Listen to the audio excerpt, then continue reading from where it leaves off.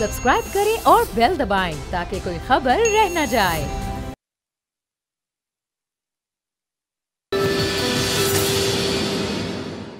अस्सलाम वालेकुम व्यूअर्स, मैं हूं आपके साथ अमीर अब्बास और आप देख रहे हैं तब्दीली।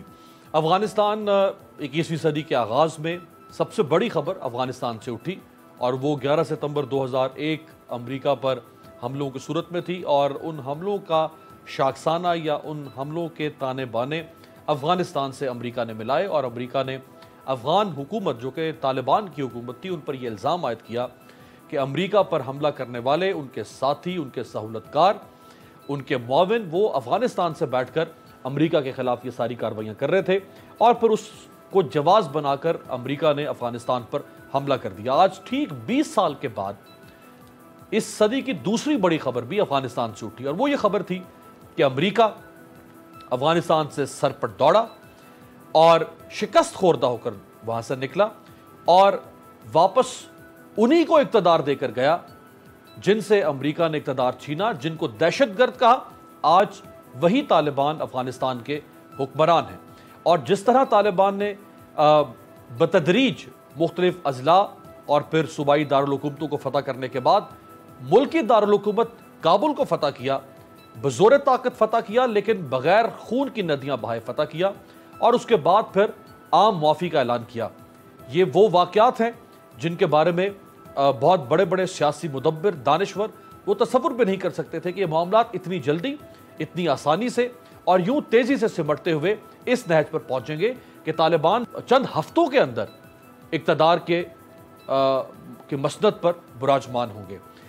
मुस्तक़बिल अफ़गानिस्तान का क्या होगा, तालिबान किस तरह हुकूमत चलाएंगे, तालिबान के बारे में जो सवालात उठ रहे हैं इस वक्त पूरी दुनिया में, उन सवालात के जवाबात तलाश करते हैं। हमारे साथ मौजूद हैं तहरीक तालिबान अफ़गानिस्तान के दोहा कतर में कायम सियासी दफ्तर के तर्जुमान डॉक्टर मोहम्मद नईम। डॉक्टर नईम साहब को हमने इससे पहले भी ज़हमत दी थी, लेकिन उस वक्त हमें भी अंदाज़ा नहीं था कि हम जब दोबारा इनका इंटरव्यू करेंगे तो उस वक्त अफ़गानिस्तान में हालात इतने यकसर हो चुके होंगे कि हम उस वक्त जब एक तर्जुमान का इंटरव्यू कर रहे थे तो तालिबान स्ट्रगल कर रहे थे, लेकिन आज जब हम इनका इंटरव्यू कर रहे हैं तो तालिबान अफ़गानिस्तान के इक़्तिदार पर पहुंच चुके हैं। डॉक्टर नईम साहब, सबसे पहले तो मैं आपसे जाना, जो दफ्तर आपका कतर दोहा में काम कर रहा है वो ज़ाहिरी बात है चूँकि आपको इंटरनेशनल एक ऐसा प्लेटफॉर्म चाहिए था जिसके ज़रिए से आप आलमी ताकतों के साथ निगोशिएट कर सकते, क्योंकि अफ़गानिस्तान में आपकी मुखालिफ हुकूमत कायम थी और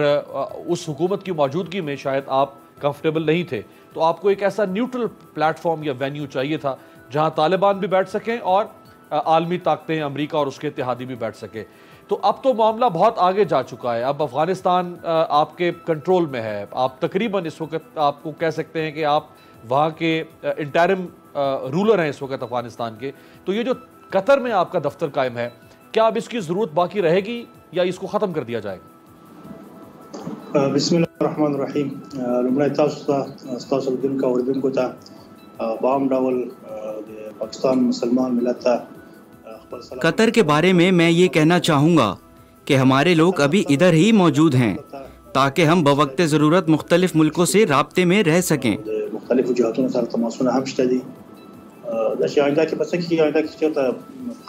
और अभी हम मुख्तलिफ तबकों से राब्ते में भी हैं ताकि हमारे सारे मुल्कों से सिफारती ताल्लुकात हों। कतर दफ्तर के बारे में आने वाले दिनों में फैसला किया जाएगा कि इसको बंद कर दें या फाल रखें।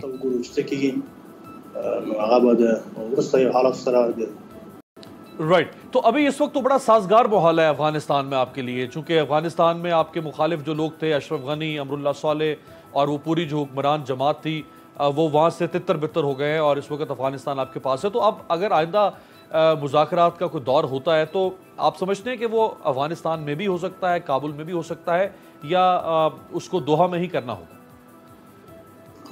वो सारा तो बदल शोल को मुज़ाकरात मख्तर रवान अखरुल सा मालूम है कि काबुल की ये इदारा हुआ। अब हालात बदल गए हैं।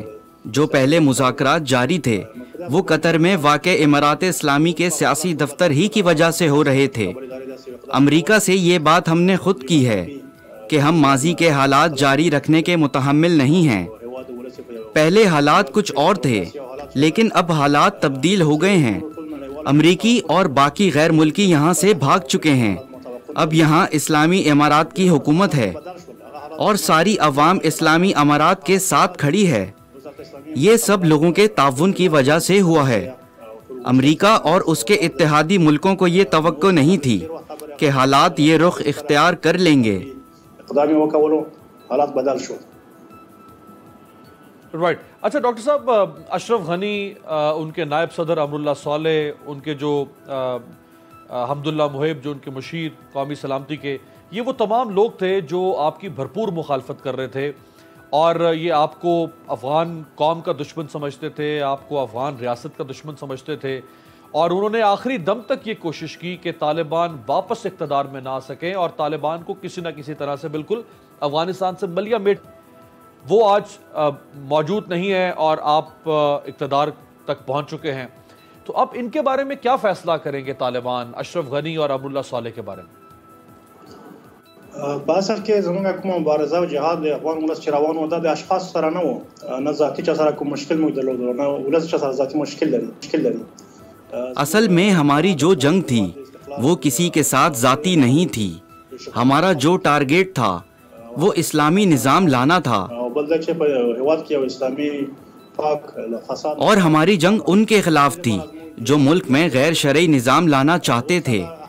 لوگوں کے ساتھ ظلم ہو رہا تھا.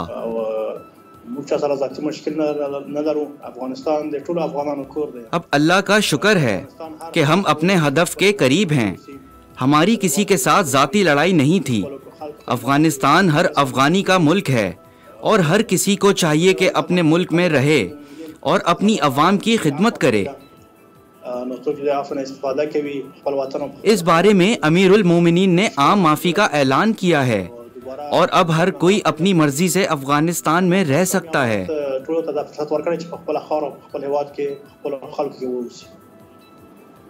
لیکن ڈاکٹر صاحب، وہ لوگ تو مشکل پیدا کر رہے ہیں. آپ کہہ رہے ہیں کہ نہ آپ کسی کے لیے مشکل پیدا کرنا چاہتے ہیں نہ وہ آپ کے لیے مشکل پیدا کریں، لیکن امراللہ صالح تو یہ کہہ چکے ہیں کہ وہ افغانستان میں موجود ہیں، وہ لوگوں کو اکسا رہے ہیں، بھڑکا رہے ہیں، بغاوت پیدا کرنا چاہتے ہیں آپ کے خلاف.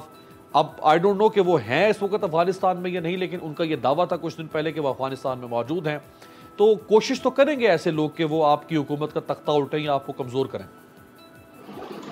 زموږ ولس افغان ځورېدلي ولس ته 40 کلونو راهیسې په جنګ او په جګړو کې و. دغه ورځ د ټول ولس امید و. دیکھیں، ہمارے ملک میں 40 سال سے لڑائی جاری ہے اور افغانستان کے لوگ جنگ سے بہت تنگ آ چکے ہیں. اس لیے سب لوگ یہ چاہتے ہیں کہ افغانستان میں امن ہو، اور اللہ کے فضل و کرم سے ہم نے اپنا ہدف حاصل کیا. اب عوام یہ نہیں چاہتے کہ بدامنی ہو، تو اس وجہ سے جو مشکل پیدا کر رہے ہیں ان لوگوں کے لیے کوئی جگہ نہیں ہے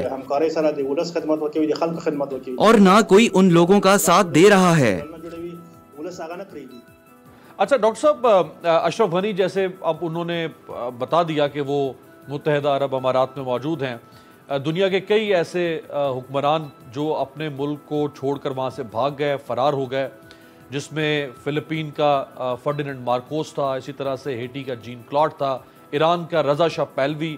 یہ لوگ پھر اس طرح واپس نہیں آ سکے، ان کی دوبارہ اپنے ملک میں کوئی عزت نہیں بن سکی. تو آپ اشرف غنی کو ایک ایسے کرٹیکل مومنٹ پہ جب ان کا ملک میک اینڈ بریک والی پوزیشن میں تھا، وہ اپنی حکومت کو چھوڑ کے اپنی قوم کو چھوڑ کر وہاں سے بھاگ گئے، تو ایسے لوگوں کی کوئی گنجائش بنے گی پھر مستقبل میں افغانستان میں؟ ما وویل چې امیر المؤمنین حفظه الله تعالی عمومی عفو کړی ده.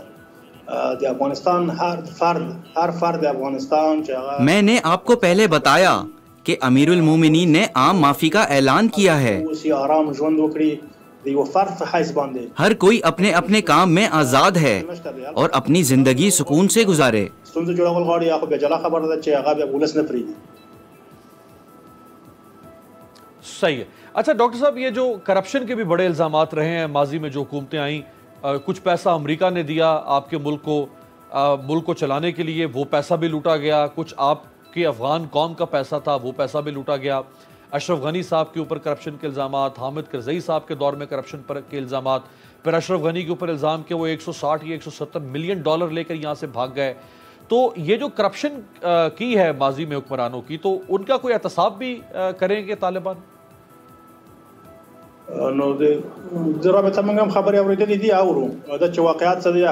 اس کے بارے میں ہم نے باتیں سنی ہیں، لیکن اس کے ٹھوس ثبوت موجود نہیں ہیں کہ حقیقت کیا ہے. اس لیے یہ ہم آئندہ وقت پر چھوڑ دیتے ہیں اور اس کے بارے میں عوام فیصلہ کریں گے کہ جو عوام کا سرمایہ لے گیا اور ملکی خزانے کو نقصان پہنچایا تو اس کا فیصلہ وقت آنے پر کیا جائے گا. رائٹ. اچھا، اب ذرا حکومت سازی کی طرف اگر ہم بڑھتے ہیں، کیونکہ اس وقت پوری دنیا کی جو نظریں ہیں وہ اس بات پر ہیں کہ افغانستان میں حکومت کیسے بنے گی. کیا طالبان جو ہیں، چونکہ طالبان نے بزور طاقت حاصل کیا ہے اور ان کی ایک سٹرگل ہے، اس سے کوئی اختلاف کرے یا اس سے اتفاق کرے، تو کیا صرف طالبان حکومت بنائیں گے یا طالبان جتنے باقی ایتھنیسٹیز ہیں، اس میں تاجک ہیں، پشتونوں کے علاوہ جو لسانی یا قبائلی بنیاد پہ جو معاشرے کے باقی طبقات ہیں، ان کو بھی اقتدار میں شامل کریں گے؟ اسلامی امارات کے الحمدللہ قوم پرستی، سمت پرستی اور اسلام پرستی دا مشکلات نشته دي. الحمدللہ مونږه اصل او اساس اسلام دی. په اسلام کې دی امارات اسلامی میں لسانیت اور قوم پرستی نہیں ہے، اور جو نظام آنے والا ہے وہ ایسا نظام ہوگا کہ جو مضبوط ہوگا. فساد نه خالی وي، اداري فساد، مالی فساد، اخلاقی فساد نه، او هغه به داسې یو پیاوړی قوي مرکزی نظام وي چې اس میں اخلاقیات اور انصاف نظر آئے گا، اور اس میں ہم عوام کی ساری مشکلات حل کریں گے. رائٹ. اچھا ڈاکٹر صاحب، یہ تو اعلان کر چکے ہیں طالبان کے اسلامی ریاست ہوگی اور اسلامی نظام حکومت ہوگا، لیکن ہمارے سامنے اسلامی ریاستیں کئی ہیں. جیسے خود پاکستان ایک اسلامی جمہوریہ ہے، لیکن یہاں پر مغربی پارلیمانی نظام رائج ہے. اسی طرح سے ایران جو ہے وہ ایک اسلامی ریاست ہے، وہاں پہ صدارتی نظام رائج ہے. سعودی عرب ایک اسلامی ریاست ہے، لیکن وہاں پر بادشاہت ہے. کچھ اور مشرق وسطیٰ کی ریاستیں جہاں پہ بادشاہت ہے، ایک ہی خاندان ہے اور وہی خاندان بطور بادشاہ حکومت کرتا چلا آتا ہے. تو آپ کا اسلامی نظام تو ہوگا، لیکن یہ کس قسم کا اسلامی نظام ہوگا؟ اسلامی نظام اصلا د هر ولس او د هر خلکو د حالات او د شرایط مطابق جوړیږي. لکه تاسو چې مهرباني وکړه چې اسلامی نظام اصل میں حالات اور عوام کی رائے کے مطابق ہوگا. دیکھیں، ہر ملک کا الگ الگ نظام ہوتا ہے اور عوام ایسا نظام بناتے ہیں جو ان کے اور ملک کے مفاد میں ہوتا ہے. اس لیے اسلامی امارات کا بھی نظام ایسا ہی ہوگا کہ جو عوام کی رائے، عوام کی ضروریات اور ملکی مفادات کے عین مطابق ہوگا، اور اس کے بارے میں ہم بیٹھ کر بات کریں گے.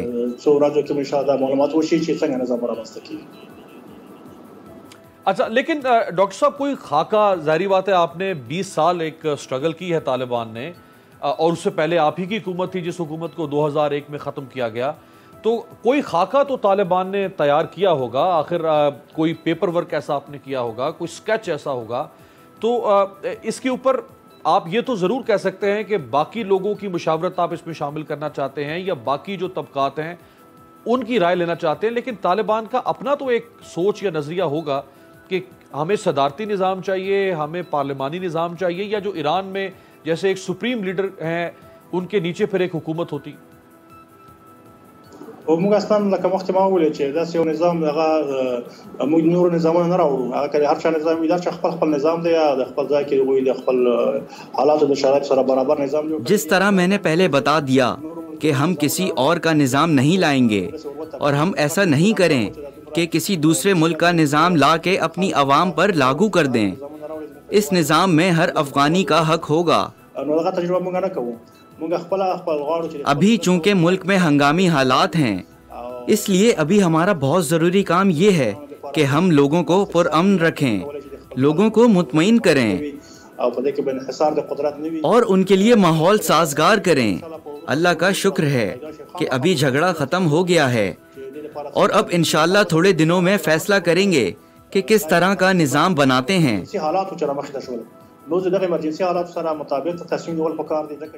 رائٹ. اچھا ڈاکٹر صاحب، پچھلے پروگرام میں آپ جب تشریف لائے تھے تو میں نے آپ سے پوچھا تھا الیکشن کے بارے میں، تو آپ نے کہا تھا کہ ہم الیکشن کے نظام کو فی الوقت نہیں تسلیم کرتے، اور جو الیکشن کمیشن ہے افغانستان میں یا الیکشن کروانے کا ادارہ، آپ اس کو بھی تسلیم نہیں کرتے. اس کی وجہ آپ نے یہ بتائی تھی کہ چونکہ وہ امریکہ کا دیا ہوا نظام تھا، امریکہ کے بٹھائے ہوئے وہاں لوگ تھے اور امریکہ کے بنائے ہوئے ادارے تھے، لہٰذا ہم ان کو تسلیم نہیں کرتے.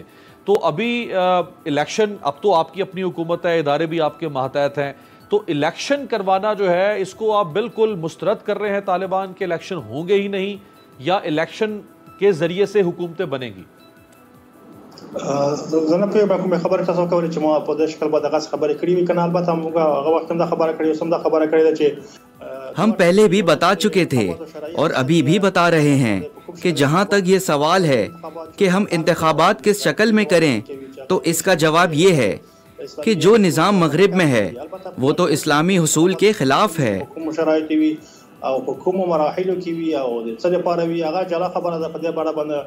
افغانستان میں انتخابات کے حوالے سے ہمارے پاس علماء ہیں، شورا ہے، وہ سب متفقہ فیصلہ کریں گے اور ایسے انتخابات کرائیں گے کہ وہ اسلامی حصول کے خلاف نہ ہوں.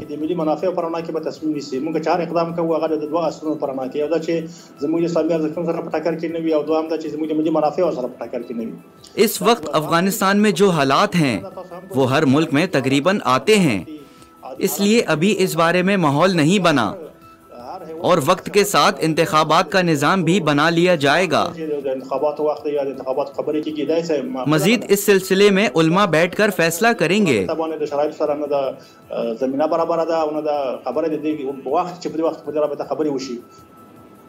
اچھا، دوسرا اسی سے متعلق ایک سوال بنتا ہے ضمنی آئین کے بارے میں. چونکہ جدید جو ریاستیں ہیں ان میں ظاہری بات ہے ایک آئین ہوتا ہے اور اس آئین کے تحت ریاست کو چلایا جاتا ہے، اور آئین کو سپریئرٹی حاصل ہے، سپرمیسی حاصل ہوتی ہے. تو ایک آئین امریکہ نے دیا تھا 2004 یا 2005 میں افغانستان میں، اور پھر اسی آئین کے تحت افغانستان گزشتہ 16-17 سال سے چلایا جا رہا تھا. تو اب آپ اسی آئین کے اندر کچھ تبدیلیاں لے کر آئیں گے، یا آپ اس آئین کو ختم کر کے ایک نیا آئین وجود میں لائیں گے؟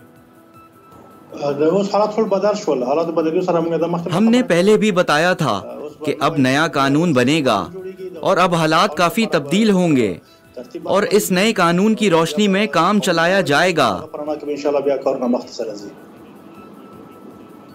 رائٹ. اچھا، ملا ہیبت اللہ جو اس وقت طالبان کے امیر ہیں، ملا ہیبت اللہ ابھی تک وہ سامنے اس طرح سے ان کا کوئی بیان یا ان کا کوئی خطبہ یا ان کے حوالے سے کوئی اطلاع سامنے نہیں آ سکی. تو ملا ہیبت اللہ، ظاہری بات ہے ان کی لوکیشن کے بارے میں بھی لوگ نہیں جانتے کہ وہ کہاں ہے اس وقت. تو ملا ہیبت اللہ کب تک سامنے آئیں گے اور وہ اپنی قوم کو اور اپنی اس تحریک کو اعتماد میں لیں گے؟ انشاءاللہ اب مناسب وقت کے فرصت برابر شي تاسو ګورئ تر اوسه پورې هم په هیواد کې شرایط په کامله توګه مساعد، کچھ حالات ٹھیک ہو جائیں تو انشاءاللہ وہ مناسب وقت پر منظر عام پر آ جائیں گے. انشاءاللہ مخکې هم سمو د مخکې یو بیان کړی و چې هغه ټولو ملا صاحب نے چند دن پہلے عوام اور مجاہدین کے لیے اپنا پیغام بھی جاری کیا تھا. انشاءاللہ مناسب وقت پر شتون ولري او د خلق سره خلق ته خپل وینا واوري. صحیح. تو جو طالبان کا طرز حکمرانی ہوگا اس میں اسی طرح کا بہت کو پرتعیش قسم کا، بہت شاہانہ قسم کا طرز حکمرانی ہوگا جیسے عموماً جو ترقی پذیر ممالک ہوتے ہیں، جیسے پاکستان کے اندر بھی یہ مسئلہ ہے، یہاں پہ بھی بہت تنقید ہوتی ہے کہ حکومتیں بہت شاہانہ انداز اختیار کرتی ہیں، لوگوں کا پیسہ جو ہے وہ شاہانہ اخراجات پر ضائع کرتی ہیں، اور بھی کئی ملکوں میں یہ مسائل ہیں. تو آپ کا جو طرز حکمرانی ہوگا وہ سادگی پر مبنی ہوگا یا بہت پرتعیش قسم کا نظام بنائیں گے؟ اسلامی امارت پر موقع په دې راته پایله معلوم دي ټولو ته چې اسلامی امارت الحمدلله په دې اړه باندې کې مشران دي، کشران دي، هغه ډېر عادي ساده ژوند کوي. امارات اسلامی کا اصول اس بارے میں سب کو معلوم ہے کہ جتنے بھی بڑے امیر تھے سب کا طرز زندگی بہت سادہ تھا. قدر امیر المؤمنین مرحوم ملا محمد عمر مجاہد هغه وخت وکړه دغه اوسن نورو، اور ابھی جو ہیبت اللہ ہیں یہ بھی بہت سادہ زندگی گزار رہے ہیں. رحمه الله اوس خپل علی قدر المؤمنین دی هیبت الله خوند اصحابی ټول عادي ساده ژوند لري. پیسے کے بے جا استعمال کی اجازت نہ شریعت دیتی ہے اور نہ قانون. شرعاً جواز لري او نه عقلاً دا کار کوي او نه اسلامي امارت دغه کار کوي. صحیح. تو حمایت بھی آپ کو بہت زیادہ ملنا شروع ہو گئی ہے افغانستان میں، جیسے کہ اشرف غنی صاحب کے بھائی نے حمایت کر دی ہے، احمد شاہ مسعود صاحب کے بیٹے نے حمایت کر دی ہے، اسی طرح سے گلبدین حکمت یار جو کہ سابق وزیر اعظم اور حزب اسلامی کے رہنما، انہوں نے بھی آپ کی حمایت کر دی، اور بھی بہت طاقتور طبقے جو ہیں وہ آپ کی حمایت کر رہے ہیں. تو اس کا مطلب تو یہ ہے کہ پھر طالبان کو باقی تمام جو طاقت کے یا مراکز ہیں یا پاور کوریڈورز ہیں ان میں سب سے زیادہ تو طالبان ہی کو اس وقت سپیریئرٹی حاصل ہو رہی ہے. اصلا خبره دی ولس ده اسلامي امارت خپل ولس سره پورا فخری اړیکې لري. امارات اسلامی اپنی عوام کے ساتھ مضبوط تعلقات رکھتے ہیں اور ہم ان کے ان اقدامات کی قدر اور احترام کرتے ہیں. ان لوگوں کے لیے انشاءاللہ ایسا نظام بنائیں گے. ستونزې پکې ختم شي، ستونزې خوا ټول یو بل ته لاس سره ورکړو، د ولس خدمت وکړو. دا د عقل تقاضا ده، باید موږ د دوی دغه چا چې اسلامي امارت سره همکاري کړې ده کہ یہ اپنے ملک اور عوام کی خدمت کر سکیں، اور عوام کو چاہیے کہ ایک دوسرے کا ساتھ دیں اور ایک دوسرے کے ساتھ اچھے تعلقات رکھیں. نور ټیم ختم دی، متاسفانه هغه وخت پوره دی. زه به هغه وکوم د زنګونه وهي نو مختص طویلی و چې 10 دقیقې ان شاء الله به وروسته زموږ هغه بل پروګرام شروع کیږي. جزاکم الله خیرا. جی بہت بہت شکریہ ڈاکٹر نعیم صاحب. تحریک طالبان افغانستان کا جو دوحہ میں سیاسی دفتر ہے ہم سے گفتگو کر رہے تھے، اور جیسے جیسے صورتحال تبدیل ہو رہی ہے اس کے مطابق ہی طالبان کی جانب سے جو حکمت عملی ہے یا جو حتمی فیصلے ہیں وہ سامنے آتے رہیں گے. ایک بریک پر جاتے ہیں، بریک کے بعد واپس آئیں گے.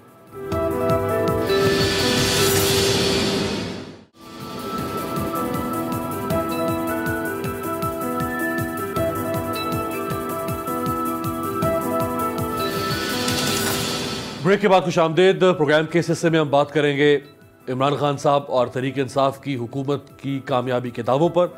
عمران خان صاحب نے ایک تقریب منعقد کی، یعنی وفاقی حکومت نے، جس میں کامیابی کے اور خوشی کے شادیانے بجائے گئے کہ ان 3 سالوں میں تاریخ ساز گورننس، تاریخ ساز اصلاحات، تاریخ ساز پاکستان کی ترقی، خوشحالی اور مستقبل کی طرف پاکستان نے قدم بڑھایا ہے عمران خان صاحب کے اس زمانے میں.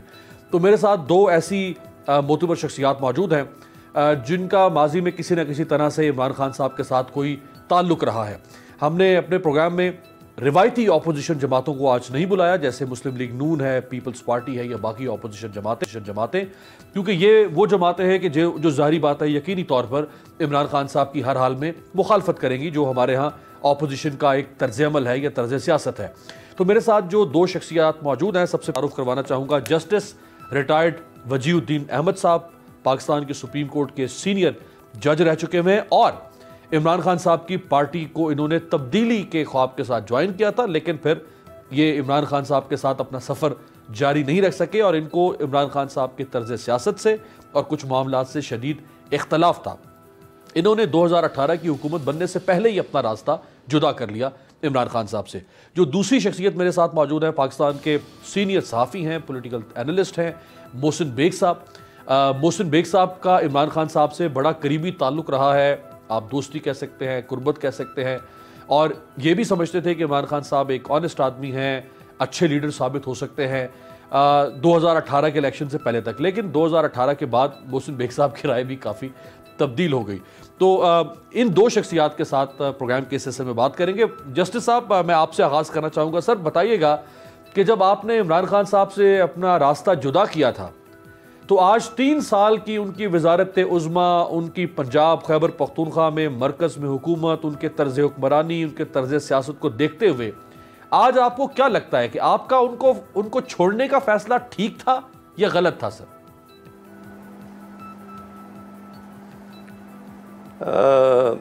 اس وقت تو یقیناً 2 رائے ہو سکتی تھیں کہ ان سے علیحدگی جو ہے وہ مناسب تھی یا غیر مناسب تھی. ذاتی کانٹیکسٹ میں بات نہیں کر رہا، ملک کے انٹرسٹ میں بات کر رہا ہوں. لیکن میں سمجھتا ہوں کہ اب جب ہم پی ٹی آئی کی حکومت کے 3 سال دیکھ چکے ہیں تو مجھے کنفرمیشن ہی ملی ہے کہ جو فیصلہ میں نے سپٹمبر 2016 میں کیا تھا وہ درست تھا، اور اگر تو دوبارہ بھی کوئی اس طرح کا موقع ہو تو میں سمجھتا ہوں کہ پی ٹی آئی کے کانٹیکسٹ میں ایسا ہی علیحدگی کا فیصلہ ہونا چاہیے مجھ جیسے لوگوں کا۔ رائٹ، تو جسٹس صاحب یعنی اگر آپ کو دوبارہ، جسے وہ کہتے ہیں ایک اور جنم، یعنی اگر دوبارہ کبھی موقع ملے عمران خان صاحب کے ساتھ چلنے کا، تو آپ سمجھتے ہیں کہ نہیں، پہلے تو آپ کو ایک انٹیوشن ہوا ہوگا کہ نہیں اس شخصیت کے ساتھ نہیں چلنا چاہیے، اب تو وہ ایک طرح سے آزمائے ہوئے سیاستدان ہیں، تو اب آپ سمجھتے ہیں کہ بالکل اب تو کوئی امکان ہی نہیں ان کے ساتھ چلنے کا؟ جی بالکل، موجودہ حالات میں تو کوئی امکان نظر نہیں آتا، اور جو موجودہ حالات کی بنیاد کے اوپر جو ہم مستقبل دیکھ رہے ہیں وہ بھی کوئی ایسا خوش آئند محسوس نہیں ہوتا۔ رائٹ، محسن بیگ صاحب، مجھے یاد ہے آپ ایک عرصے سے ہمارے پروگرامز میں تشریف لا رہے ہیں، عزت بخشتے ہیں۔ 2018 کے الیکشن میں جب نتائج والا سلسلہ چل رہا تھا تو اس وقت بھی آپ شاید عمران خان صاحب کے ساتھ تھے، اور عمران خان صاحب کا آپ کے ساتھ بہت ملنا جلنا رہا، بہت رفاقت رہی، اور آپ سمجھتے تھے جیسے بہت سارے لوگ اس ملک میں سمجھتے تھے کہ یہ بہتر لیڈر ہیں، آنیسٹ آدمی ہیں، شاید اس ملک کو بہتر چلا سکیں گے۔ یہ آپ کی رائے 2018 سے پہلے تک تھی، تو آج 3 سال کی طرز حکمرانی کو دیکھنے کے بعد آپ اپنی رائے پر فخر کرتے ہیں کہ آپ نے، یعنی جو رائے تبدیل ہوئی، آپ اس تبدیلی پر فخر کرتے ہیں یا عمران خان صاحب کی تبدیلی پر فخر کرتے ہیں؟ بہت شکریہ امیر عباس۔ بیسیکلی فخر والی تو کوئی بات نہیں، مقصد یہ تھا کہ جس شخص کو آپ یہ سمجھ رہے تھے یا اس کے جو بھی سوچ یا جو اس کی بیانات تھے اس کی بیس پر کہ یہ شخص شاید پاکستان میں تبدیلی لا سکتا ہے، اور اسی اسٹیٹس کو اور یہ جو روایتی قسم کی پالیٹکس ہے اس سے ہٹ کر پالیٹکس ہوگی، لیکن ایسا نہیں ہوا۔ میرے خیال میں وہ پہلے دن سے اقتدار میں آنے کے لیے یہ جو ساری جو بیانات تھے وہ حقائق پر مبنی نہیں تھے، ان کے دل میں کوئی اور بات تھی، قول و فعل میں تضاد بہت زیادہ تھا۔ اچھا، تو ایز سچ میں سمجھتا ہوں کہ لوگ تو اقتدار میں قریب ہوتے ہیں، لیکن میرے جیسا شخص یہ سمجھتا ہے کہ انہوں نے ایک قوم کو مایوس بھی کیا اور قوم کو دھوکہ بھی دیا، اور وہ دھوکہ سب کے سامنے آیا ہے کہ آپ نے جو کچھ کہا آپ نے خود اس کی نفی کی، اور آپ کے قول و فعل میں اتنا تضاد کہ میں سمجھتا ہوں کہ لیڈرشپ جو ہے جو لیڈ کرتی ہے نیشن کو، اس کو رول ماڈل ہونا چاہیے۔ اچھا محسن بھائی ذرا یہ سمجھائیے گا کہ آپ نے کہا قول و فعل میں تضاد، تو اتنی بڑی تعداد میں لوگ ان کے ساتھ تھے 2018 سے پہلے تک، کچھ تو باقاعدہ ان کی پارٹی کا حصہ تھے، کچھ لوگ ان کے ہمدرد تھے، کچھ لوگ ان کے خیر خواہ تھے، کچھ لوگ ان پر اعتماد کرتے تھے۔ اعتماد کرنے والوں میں ہم سب بہت سارے لوگ شامل تھے، کہتے تھے بھی ٹھیک ہے، ایک آدمی ہے جو کہتا ہے میں یہ کر دوں گا تو ان کو موقع ملنا چاہیے۔ تو اس وقت کسی کو بھی یہ اندازہ نہیں ہو سکا کہ عمران خان صاحب جو ہے جو یہ کہہ رہے ہیں یہ نہیں کریں گے، یعنی 1% بھی شائبہ یا شک نہیں تھا کیا؟ اس میں امیر عباس ایسا ہے کہ بہت سارے لوگ ان کو سپیچز اور لکھ کے دیا کرتے تھے، تو وہ کیونکہ لوگوں کا ذہن تھا کہ جو روایتی پالیٹکس پاکستان کو نقصان پہنچا رہی ہے، اور جس قسم کے پالیٹیشنز ہمارے ہاں ہیں، اگر خان صاحب آتے ہیں تو ان کو اس قسم کی سپیچز اور اس قسم کے بیانات دیے گئے کہ وہ قوم سچ سمجھ بیٹھی، اور جو لوور مڈل کلاس اور مڈل کلاس تھی وہ یہ سمجھ رہے تھے کہ، اور وہ لوگ ان کے ساتھ باہر نکلے جو کبھی پالیٹکس میں جلسے جلوسوں میں فیملیز کے ساتھ یا خود حصہ نہیں لیتے، تو ان سب نے اعتبار کیا، جو کہ اب بیچارے مایوس ہیں، اور بہت سے لوگ تو جاب سے گئے، نوکریوں سے گئے، بے روزگار ہوئے۔ تو مقصد یہ تھا کہ جو آپ نے کہا پالیٹکس میں آ کے آپ نے ہر کمپرومائز کیا، ہر اس چور چکے پالیٹیشین کو آپ نے اپنے ساتھ ملایا صرف اقتدار کے لیے، اور ابھی جو سپیس اسٹیبلشمنٹ کو دی گئی، جس طریقے سے آپ نے گورننس کی، یہ آپ کا نقصان صدیوں تک پورا نہیں ہوگا۔ اچھا جسٹس صاحب، سر وجہ کیا ہے؟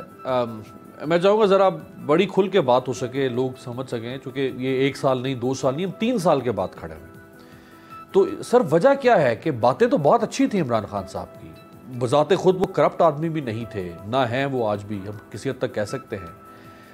ان کا منشور بڑا پاپولر منشور تھا، اور بالکل وہی قوم کی امیدیں بھی تھی، خواہشات بھی تھی کہ ایسے ہی پاکستان ہونا چاہیے. یہ گڑبڑ کہاں پہ ہوئی ہے سر؟ مسئلہ کہاں پہ ہوا ہے؟ مجھے لگتا یہ ہے کہ وہ پہلے ہی سے سمجھتے تھے کہ جو باتیں وہ کر رہے ہیں، جو وعدے وہ قوم کے سامنے پیش کر رہے ہیں، ان پر انہوں نے عمل نہیں کرنا. اور اس کی جو بیان ثبوت میں نے محسوس کیے وہ یہ تھے کہ انہوں نے ہر قسم کے الیکٹیبلز کو پارٹی میں لیا، اور نہ صرف یہ کہ پارٹی میں لیا بلکہ ان کو ٹکٹس دیے اور ان کو ساتھ لے کر کے چلے. اب اس قسم کی ٹیم کے ساتھ تو آپ قوم کی امیدیں پوری نہیں کر سکتے. تو اسی وقت یہ محسوس ہونے لگا تھا کہ یہ کہہ کچھ رہے ہیں اور جہاں تک کرنے کا تعلق ہے وہ ایک جدا بات ہے. اب یقیناً اقتدار کی بھی مجبوریاں ہوتی ہیں، جیسے کہ اسلم بیگ صاحب کے کچھ انٹرویوز کے اوپر ایک کتاب سامنے آئی ہے، اس میں اس کا تذکرہ ہے. لیکن سوال یہ ہے کہ آپ نے کمپرومائز کرنا ہے تو کس حد تک آپ نے کمپرومائز کرنا ہے. اگر آپ کو ذاتی انٹرسٹ کی بنیاد کے اوپر کرسی سے چمٹے رہنا ہے تو اس کی کنڈیشنلٹیز کیا ہوں گی. اب انہوں نے تو نو ہولڈز بار والی سچویشن کر دی ہے. دیکھیں، ایک بات ہم کو سمجھ لینی چاہیے کہ یہ جو دور ہے یہ امیجیٹلی کولونیلزم کے بعد مارد وجود میں آیا ہے. تو وہ جو کچھ کے نوآبادیاتی نظام میں ہوا کرتا تھا، کالونیز کے زمانے میں ہوا کرتا تھا، اب وہی کچھ ہو رہا ہے، لیکن پیچھے رہ کر کے، سامنے آ کر کے نہیں. اچھا. تو اس وقت جو سپر پاورز ہیں ان کا ایک بڑا رول رہا ہے. اس میں ویسٹرن سپر پاورز بھی ہیں، پھر ایسٹرن بلاک رشیا کا اور چائنا کا بھی ہے، ان کے ہم خیال ممالک بھی کچھ ہیں. تو اس میں آپ کو ایک بیلنسنگ ایکٹ کی ضرورت ہوتی ہے. یہ اس بیلنسنگ ایکٹ میں یقیناً اس وقت انوالوڈ ہیں، لیکن ان کا مطمع نظر اقتدار کو بچانے کا ہے، اقتدار کو پرپیچویٹ کرنے کا ہے. قوم کا انٹرسٹ جو ہے وہ ان کے سامنے نہیں ہے. یہ بڑی آپ نے ایک اہم نقطہ اٹھایا ہے. ایک بات میں آپ کو معمولی، اگر آپ اجازت دیں میں ایک بریک لے لوں جسٹس صاحب، تو میں بریک سے واپسی پہ، چونکہ آپ نے یہ بڑا اٹھایا ہے کہ یعنی عمران خان صاحب وہ جس کو کہتے ہیں ایڈ ہاک پالیسیز یا ڈنگ ٹپاؤ پالیسیز، کہ بس کسی طرح کل کا سورج طلوع ہوتا رہے اقتدار کا، کل کا سورج طلوع ہو اقتدار کا، اور اس اقتدار کے سورج طلوع کرنے کے چکر میں اور ایک نئے سے نیا دن دیکھنے کے چکر میں اقتدار کے آپ اپنے اصولوں پر کمپرومائز کرتے جا رہے ہیں. کیا ایسا ہے؟ بریک کے بعد.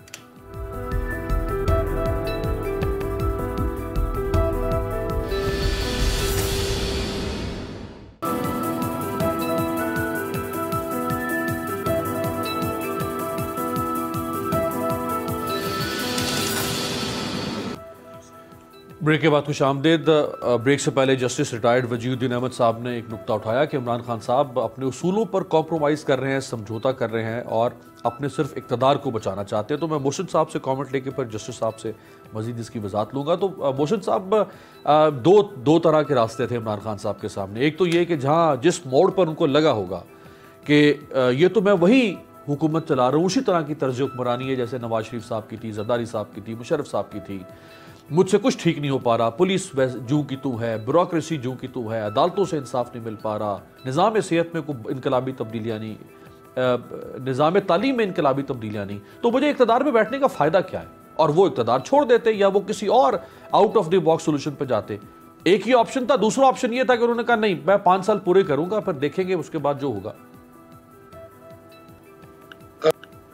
میں نے امیر عباس صاحب پہلے بھی کہا کہ یہ پہلے دن سے اقتدار میں آنا چاہتے تھے اور یہ ان کی خواہش تھی. صرف شیروانی پہننی تھی؟ جی بالکل پہننی تھی. اور میں آپ کو ایک بات بتا دوں، میں شروع میں تو نہیں سمجھ سکا لیکن جیسے میں نے پہلے کہا انہوں نے ہر قسم کا کمپرومائز اقتدار میں آنے کے لیے کیا، اور ابھی جو کمپرومائزز یہ کر رہے ہیں یہ سسٹین کرنے کے لیے کر رہے ہیں کہ میں اگلی ٹرم اور پلس اقتدار میں ابھی بھی رہوں اور اگلی ٹرم بھی لوں. تو بیسیکلی کوئی نظریہ نہیں تھا. مختلف لوگوں نے ان کو پلانس بتائے، ان کو بیانات بتائے جو کہ ان کے دل کی آواز تھی. خان صاحب کے دل کی آواز نہیں تھی. انہوں نے ایک اپرچونسٹ کے طور پر اس اپرچونٹی کو کیش کروایا جو کہ پیپلز پارٹی، نون لیگ اور روایتی پولیٹیشنز کے خلاف دنیا مایوس تھی اور الگ سے پولیٹکس نہیں کر رہے تھے. لوگ ایون ووٹ دینے بھی نہیں جاتے تھے. ان سارے لوگوں کو انہوں نے فریب سے اپنی ایمانداری، دیکھیں ایمانداری صرف پیسوں کی نہیں ہوتی، مورل آنیسٹی بھی کوئی چیز ہے جس سے خان صاحب بہت دور ہے. تو بیسیکلی پہلے دن سے یہی تھا کہ میں اقتدار میں آؤں، اور اب یہ سوچا کہ میں اقتدار سے کبھی ہٹوں نہ. اس لیے پے در پے کمپرومائزز کر رہے ہیں، اور جو لوگ ان کو اقتدار میں رکھ سکتے ہیں. لیکن محسن صاحب یہ تو دیکھیں نا، ہر حکمران سمجھتا ہے کہ وہ انڈسپینسبل ہے، ناگزیر ہے. اس ملک کے 3 طاقتور ڈکٹیٹر بھی 10-10 سال کے بعد فنا ہو گئے، ختم ہو گئے، دنیا میں کوئی باقی نہیں رہتا. تو عمران خان صاحب بڑے سمجھدار آدمی، ان کو تو اس بات کا اندازہ ہوگا کہ اقتدار کو دوام نہیں ہے، وہ نہیں رہ سکتا اقتدار. دیکھیں اقتدار میں آپ نے خود ہی کہا کہ لوگ خوش فہمی میں مبتلا ہو جاتے ہیں. لوگ سمجھتے ہیں میں بہت پاپولر ہوں. اس وقت تک یہ پاپولر ضرور تھے کیونکہ ایک نئی بات تھی، ایک نئی طرز تھی. لوگ چاہتے تھے کہ یہ ملک چینج ہو، ملک آگے بڑھے، بہتر ہو. لیکن انہوں نے جس طریقے سے قوم کو مایوس کیا اور جس طریقے سے طرز حکمرانی کی اور جو کر رہے ہیں، وجود الدین صاحب نے ٹھیک کہا، ان کو عوام سے کی کوئی غرض نہیں. آپ دیکھیں فائنینشیل پاکستان کے جس طریقے سے مہنگائی کر رہے ہیں، جس طریقے سے چیزوں کو لے کے چلے، عوام ویسے تھوڑی سی بے حس ہے، مایوس بھی ہے، بے حس بھی ہے، کھڑے نہیں ہو رہے. ورنہ جو دور اب ہے اور جس طریقے سے یہ گورننس کر رہے ہیں، یہ دنیا میں کہیں ہوتا تو اس وقت تک ان کی حکومت کے خلاف دنیا کھڑی ہوتی. لیکن پاکستان میں کیونکہ مایوسی بہت زیادہ ہے، لوگ سمجھتے ہیں باہر نکلیں گے تو شاید کچھ نہیں ہوگا. ان سب چیزوں کا فائدہ خان صاحب نے اٹھایا. اب دیکھنا یہ ہے کہ آنے والی پالیٹکس جو ہے، جن کے سر پر یہ پالیٹکس کرنا چاہتے ہیں، جن بیساکھی استعمال کر کے اگلی ٹرم کا سوچ رہے ہیں، ہو سکتا ہے وہ بیساکھیاں نہ رہیں. اور یہ جو ڈیپینڈنٹ قسم کی پالیٹکس ہے کہ میں اس کے سر پر، اس کے بلبوتے پر، انٹیلیجنس کے سر پہ، نیب کے سر پہ، FIA کے سر پہ میں اپنے اقتدار کو دوام بخش سکتا ہوں، یہ بہت ہی میں سمجھتا ہوں منفی سوچ کے حامل لوگ ایسا کرتے ہیں.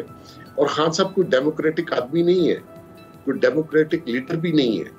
یہ تو حادثاتی طور پر میں سمجھتا ہوں کہ ان لوگوں جو روایتی پولیٹیشین تھے ان کی نفرت کا ووٹ ان کو پڑا. اور اس دن 3 سال کردگی کے اوپر جو انہوں نے شو لگایا، آپ دیکھیے وہ اپوزیشن سے شروع ہوا اور اپوزیشن پہ ختم ہوا. یہ آج بھی وہ سوچ رہے ہیں کہ میں انہی کی اینٹی ووٹ کو کیش کرواؤں گا. میں سمجھتا ہوں پالیٹکس اس طرح نہیں ہوتی. رائٹ. جسٹس صاحب، سر عمران خان صاحب جو میں ان کا 23-24 سال کا جو سیاسی کریئر تھا، اگر میں اس کا ایک نقشہ آپ کے سامنے رکھوں تو وہ نقشہ یہ تھا، یعنی ان کی جو شخصیت تھی اس کا تعارف یہ تھا کہ وہ ایک اینٹی اسٹیٹس کو فورس کے طور پر سامنے آئے ہیں، وہ ایک اینٹی امپیریلسٹ فورس کے طور پر سامنے آئے ہیں، وہ anti colonial, anti VIP، pro people, pro social welfare democracy. آپ کو نہیں لگتا کہ آج سٹیٹس کو بھی مینٹینڈ ہے، آج کلونیل نظام بھی چل رہا ہے، آج VIP کلچر بھی موجود ہے؟ بالکل ایسا ہی ہے. اور یقیناً لوگ ان سے ایک انڈیپینڈنٹ پالیسی ایکسپیکٹ کر رہے تھے، ملک کے بہبود کے کام ان سے ایکسپیکٹ کر رہے تھے، وہ کچھ بھی نہیں ہوئے.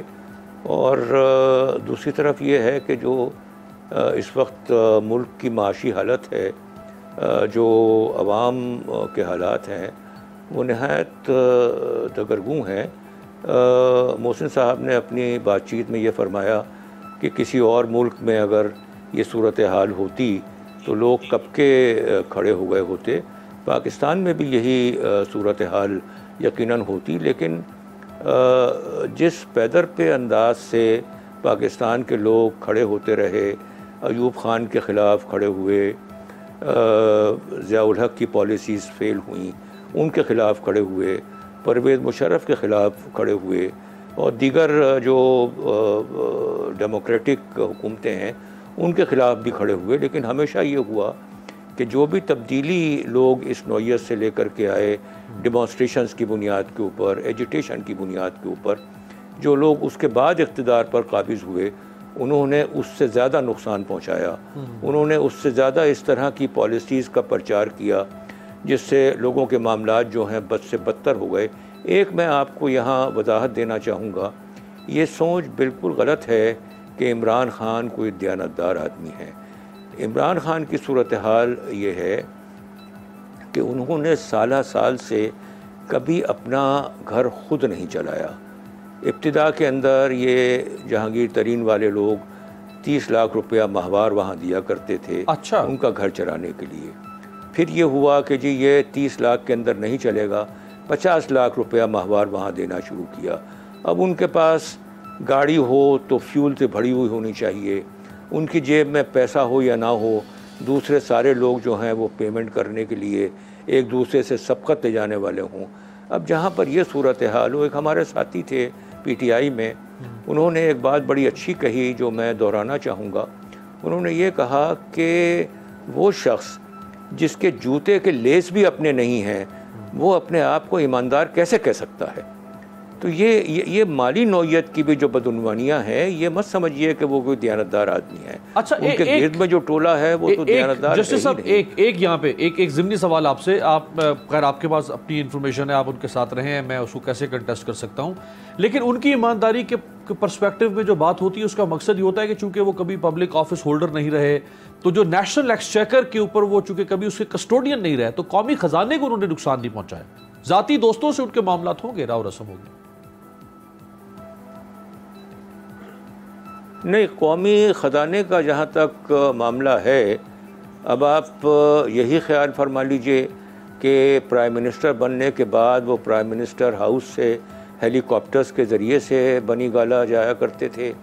جو ان کی پہلی ملاقات ہوئی نواز شریف سے، جو نواز شریف کی آخری ٹرم تھی، انہوں نے جب بنی گالہ وزٹ کیا تو خان صاحب نے جو ان سے فرمائش کی وہ یہ کی کہ میرے گھر کے اوپر بنی گالہ آنے تک جو یہ اسٹریٹ ہے اس کی دوبارہ سے پیونگ ہو جانی چاہیے، جو انہوں نے نواز شریف نے فوراً قبول کیا اور وہ ہو بھی گئی.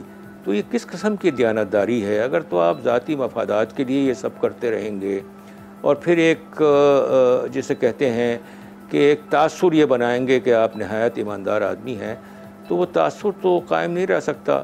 اچھا جسٹس صاحب، بنیادی بات یہ جو آپ نے جہانگیر ترین صاحب کا فرمایا کہ جہانگیر ترین صاحب 30 لاکھ روپے ماہانہ دیتے تھے، کوئی 50 لاکھ دیتا ہوگا، تو پھر آج جہانگیر ترین صاحب کے ساتھ جو کچھ ہوا نہیں. جی نہیں، دیکھیں میں نے یہ کہا کہ پہلے اخراجات کے طور کے اوپر جو میرے علم میں بات آئی وہ یہ ہے کہ وہ 30 لاکھ روپیہ ماہانہ دیا کرتے تھے. اس کے بعد کچھ عرصے کے بعد یہ ہوا کہ اس میں گزارا نہیں ہوتا تو جہانگیر ترین والوں ہی نے 50 لاکھ روپیہ دینا شروع کیا، کسی اور نے نہیں کیا. انہوں نے ہی کیا. اور یہ اس طرح کے بہت سارے لوگ تھے جو کہ پارٹی میں فنڈنگ کیا کرتے تھے، بہت سارے ادارے تھے جو پارٹی میں فنڈنگ کیا کرتے تھے. یہ عمران خان صاحب کے لیے ذاتی لیا کرتے تھے. یہ عمران خان صاحب کے ذاتی اخراجات کے لیے پیسے آتے تھے یا یہ پارٹی فنڈ کے لیے پیسے آتے تھے؟ نہیں، یہ پیسے جو میں نے جس کا طرز کیا یہ تو بنی گالہ چلانے کے لیے آتے تھے، گھر چلانے کے لیے آتے تھے. اچھا، یہ پارٹی فنڈ کی بات نہیں ہو رہی، وہ تو ایک الگ ہی چیز ہے. اچھا، لیکن جسٹس صاحب یہ جو آپ نے جس طرح فرمایا تو یہ آپ جو کچھ ہوا ہے جہانگیر ترین صاحب کے ساتھ، ان کے خلاف ایف آئی اے کے کیسز، ان کے شوگر ملوں کے معاملات، وہ شوگر مافیا کیا ان کے اوپر لیبل لگا دیا گیا، تو جہانگیر ترین صاحب نے ابھی تک اس بات کا اظہار بھی نہیں کیا کہ بھائی آپ تو میرے مطلب آپ نے نمک میرا کھایا ہوا ہے، میں آپ کو 30 لاکھ دیتا رہا، پھر 50 لاکھ دیتا رہا، یہ میرے ساتھ کیا کر رہے ہیں آپ؟ دیکھیں، بات یہ ہے کہ جہانگیر ترین کے بھی اپنے انٹرسٹ ہیں، ان کو بھی اس ملک کے اندر رہنا ہے، ان کو بھی پتہ ہے کہ اقتدار کیا چیز ہوا کرتی ہے. جہانگیر ترین صاحب کے ساتھ جو کچھ ہو رہا ہے یقیناً وہ آپ کے سامنے ہے، لیکن آپ مجھے یہ بتائیے کہ کیا جہانگیر ترین صاحب جیل میں ہیں؟ کیا ان کا بیٹا جیل میں ہے؟ کیا ان کے خلاف کوئی کیس اس نوعیت کا چلا جس میں ان کے خلاف کوئی ایڈورس فائنڈنگ آئی ہو؟ کیا جہانگیر ترین کی کنوکشن ہوئی؟ تو یہ ساری چیزیں جو ہیں یہ چلتی رہتی ہیں. ہر جو اقتدار کا دور پاکستان میں آتا ہے اس میں مختلف لوگ ٹارگٹ ہوتے ہیں. اپوزیشن کے لوگ آبویسلی ٹارگٹ ہوتے ہیں، اپنے ساتھی بھی کئی مرتبہ ٹارگٹ ہوتے ہیں. سر آپ کی اجازت سے میں لاسٹ نتیجہ کبھی نہیں محسن بیگ صاحب سے. محسن بیگ صاحب یہ بتا دیجیے گا آخر میں کہ چلیں اب لوگوں کی ناراضگیاں، شکوے، مایوسیاں اپنی جگہ پہ ہیں. 2023 میں آپ کیا دیکھ رہے ہیں؟ عمران خان صاحب واپس اقتدار میں اسی طرح سے آ رہے ہیں؟ اگر آتے ہیں تو اس سے زیادہ اکثریت لے کر آئیں گے یا اتنی ہی اکثریت لے کر آئیں گے؟ دیکھیے میں ابھی تو پریڈکٹ نہیں کر سکتا، لیکن جس طریقے کی گورننس انہوں نے کی ہے اور ان کی ٹیم نے کی ہے اس کی بیس پہ اگر آج میں کہوں تو میں نہیں سمجھتا کہ ان کو جب یہ واپس جائیں گے اپنی کانسٹیٹوئنسیز میں ان کے لوگ، میرا نہیں خیال ان کو ووٹ ملے گا. اور دوسری بات یہ ہے کہ پنجاب جو ہے وہ مین بیٹل فیلڈ ہے. جو شخص پنجاب جیتتا ہے وہی فیڈرل میں گورنمنٹ بناتا ہے. تو وہاں کی صورتحال آپ کے سامنے ہے. عثمان بزدار صاحب 22 کروڑ لوگ، 24 کروڑ لوگ اس ملک میں اور 12 سے 13 کروڑ لوگ ہیں پنجاب میں. خان صاحب واحد آدمی ہے جو اس کی روز تعریف کرتے ہیں اور پاکستان میں نے نہیں دیکھا جو تعریف کرتا ہوں. تو اگر یہ تو ڈیپینڈ کرے گا کہ عثمان بزدار صاحب ان کو پنجاب جتواتے ہیں. Very very very right. بہت اہم آپ نے نکتہ دیا کہ اصل میں تو سے وزارت عظمیٰ کا فیصلہ ہوگا. بہت شکریہ جسٹس ریٹائرڈ وجیہ الدین احمد صاحب. محسن بیگ صاحب، یہ دو ایسی شخصیات تھیں جو عمران خان صاحب کے قریب رہیں، ان کی پارٹی کا حصہ رہے. جسٹس صاحب محسن بیگ صاحب ان کے دوست رہے. تو ہم نے کہا ان دونوں شخصیات سے آج رائے لی جائے. اپوزیشن اور ان کی اپنی پارٹی کے لوگ تو راگ الاپ ہی رہے ہیں. یہ دو لوگ بتائیں کہ 3 سال کے بعد دعوے کہاں کھڑے. آپ سے ملاقات ہوگی اگلے ہفتے. دیکھتے رہیے گا تبدیلی.